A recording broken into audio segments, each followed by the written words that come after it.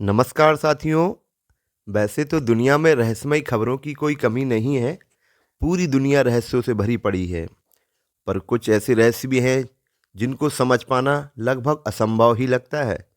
जी हाँ दोस्तों, आज हम आपको एक ऐसी ही सच्ची घटना के बारे में बताने जा रहे हैं जो घटी तो बेशक जापान में है, जिसको घटे 66 साल हो गए हैं और 1954 में ये घटना घटी है। लेकिन इस घटना को सुनने के बाद आप भी आश्चर्यचकित रह जाएंगे और सोचने पर मजबूर हो जाएंगे, क्या ऐसा भी हो सकता है? क्या ये संभव है? जी हाँ दोस्तों, ये घटना एक सच्ची घटना है और ये घटना है जुलाई 1954 की। दोपहर के 12:30 जापान के हवाई अड्डे टोक्यो के हैनेडा हवाई अड्डे पर एक यूरोपीय विमान लैंड होता है। विमान में सवार सभी यात्री नीचे उतरते हैं और चेकआउट काउंटर की तरफ बढ़ते हैं। वहां बैठे हुए अधिकारी सभी यात्रियों के पासपोर्टों की जांच कर रहे थे। तभी उन्हें एक ऐसा यात्री मिलता है जिसके पासपोर्ट को देखकर वो अधिकारी हैरान रह जाते हैं। जी हाँ दोस्तों, सुरक्षा अधिकारियों ने उस रहस्यमय यात्री के पासपोर्ट की जब जांच की तो वो आश्चर्य में पड़ गए, जिस क्योंकि उसके पासपोर्ट पर देश का नाम लिखा हुआ था, टॉरेड। उन्हें बड़ा आश्चर्य हुआ कि टॉरेड नाम का देश तो उन्होंने सुना ही नहीं है। उन्होंने अपने अन्य अधिकारियों से भी बात की कि क्या ऐसा कोई देश है जिसका नाम टॉरेड है। तो सभी अधिकारी सोचने लगे कि टॉरेड नाम का कोई देश नहीं है। कस्टम अधिकारियों ने यह जानने के लिए कि टॉरेड देश आखिर है कहाँ धरती पर, उस यात्री को दुनिया का मैप दिखाया और उससे पूछा, भाई आपका देश कहाँ है, आप उस जगह को अपने उंगली रखकर हमें बता दीजिए। इस पर उस यात्री ने अंडोरा नाम के देश पर उंगली रख दी और कहा, ये उसका देश है। लेकिन साथ ही उसने ये भी कहा कि ये मैप में गलत छपा हुआ है, ये अंडोरा नहीं, टॉरेड है। यह टॉरेड क्यों लिखा टॉरेड की जगह अंडोरा क्यों लिखा हुआ है?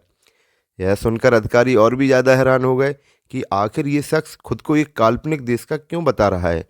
लेकिन उसका जो पासपोर्ट था, वीज़ा और अन्य दस्तावेज को देखकर लग रहा था कि वो सच बोल रहा है, क्योंकि उसके जो डॉक्यूमेंट्स थे वो कहीं से भी देखने में नकली या फर्जी नहीं लग रहे थे अधिकारियों को। अब वो रहस्यमय यात्री सच बोल रहा था या वो दिमाग से कुछ हल्का था या झूठ बोल रहा था। वो एक कारण पूछा कि आप जापान में क्यों आए हुए हो, किससे आप मिलना चाहते हो। तो उस व्यक्ति, जो रहस्यमय व्यक्ति था, उसने बताया कि वो कारोबार के सिलसिले में जापान आया है और उसने एक कंपनी का नाम बताया और उसने अपना होटल भी बताया कि भाई फला होटल में हमारा रुकने की हमारी बुकिंग है। इसके बाद अधिकारियों ने उस कंपनी से कांटेक्ट किया जिससे उन्हें उसका यात्री ने बताया था।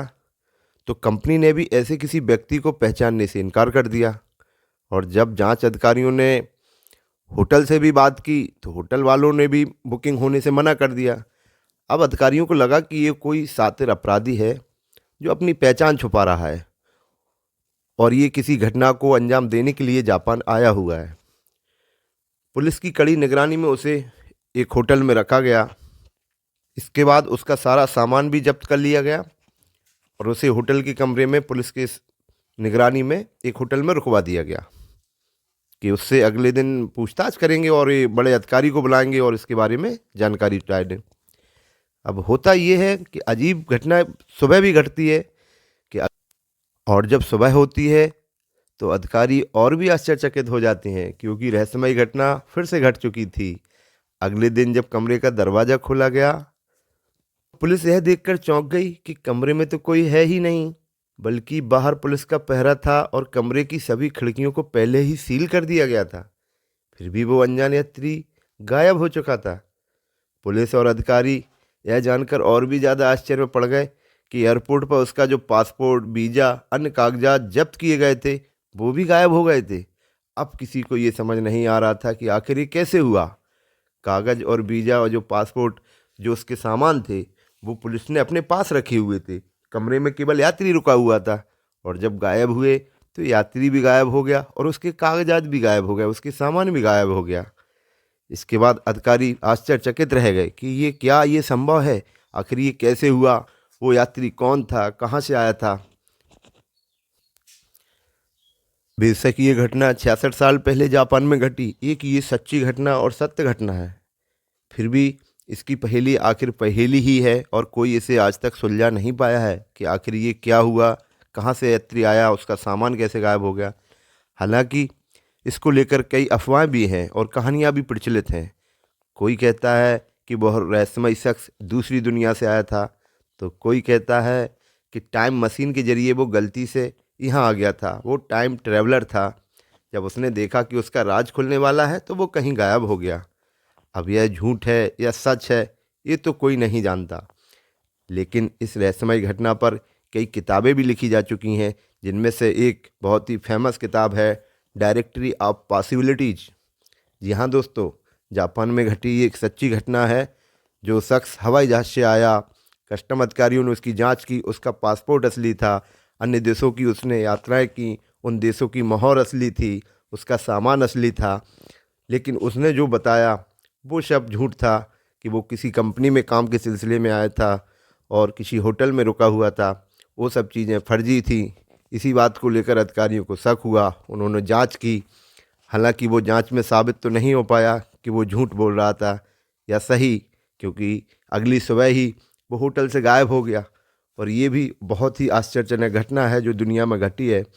और ये जापान की घटने वाली सबसे अभी तक दुनिया में घटने वाली सबसे रहस्यमय घटनाओं में से एक है, जिसका जिसका रहस्य पूरे वैज्ञानिक आज तक नहीं निकाल सके हैं कि ये क्या ये संभव है।